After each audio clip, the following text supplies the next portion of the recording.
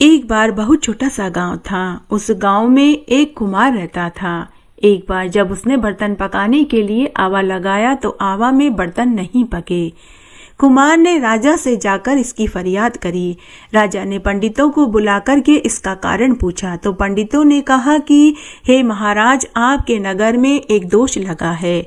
अब हर बार आवा लगाते समय एक बच्चे की बलि देनी पड़ेगी, तभी आवा पकेगा। तब राजा का आदेश निकल गया। तब राजा ने पूरी नगरी में यह आदेश निकाला कि जब भी आवा पकाया जाएगा तो एक घर में से एक बच्चे की बलि दी जाएगी। कौन से बच्चे की बलि दी जाएगी वह भी राजा ही तय करता था। उस गांव में एक बुढ़िया माई अपने इकलौते बेटे के साथ रहती थी। वह हर महीने की चौथ का व्रत करती थी। तब एक बार की बात है, माघ का महीना था। तब उस बुढ़िया माई का माघ मास की तिलकुटा चौथ का व्रत था। उसी दिन राजा के आदेश से उस बुढ़िया माई के बच्चे की बलि आवे में देने की बारी आ गई। बुढ़िया माई बिल्कुल भी नहीं घबराई। बुढ़िया माई ने चौथ माता की पूजा करी और व्रत रखा और चौथ माता से अपने पुत्र की रक्षा की गुहार लगाई। उसके बाद बुढ़िया माई ने चौथ माता के गेहूं के आंखें अपने पुत्र को दिए और बोली कि बेटा, आवे में बैठने से पहले चौथ माता का नाम लेकर इन आंखों को आवे में पूर देना। चौथ माता तेरी रक्षा करेगी। तो बुढ़िया के बेटे ने ऐसा ही किया। बुढ़िया के बेटे ने आवे में बैठने से पहले चौथ माता के आंखों को आवे में पूर दिया और वह आवे में बैठ गया।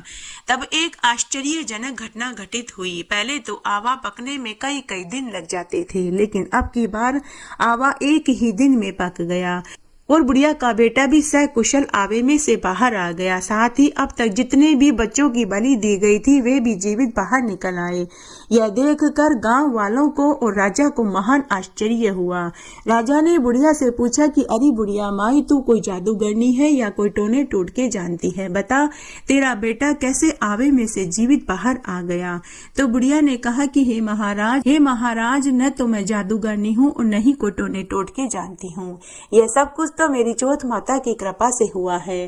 फिर उसने राजा को पूरी सच्चाई बताई। अब तो राजा के साथ पूरे गांव वालों ने भी चौथ माता की महिमा को स्वीकार किया।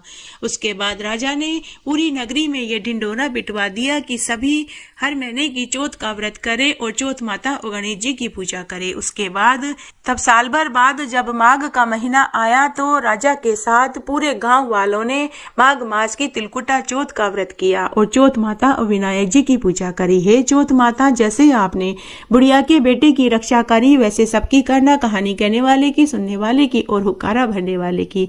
घटती हो तो पूरी हो, पूरी हो तो परवान चढ़े, भूले बिसरे नाम तेरे भंडार में भरे।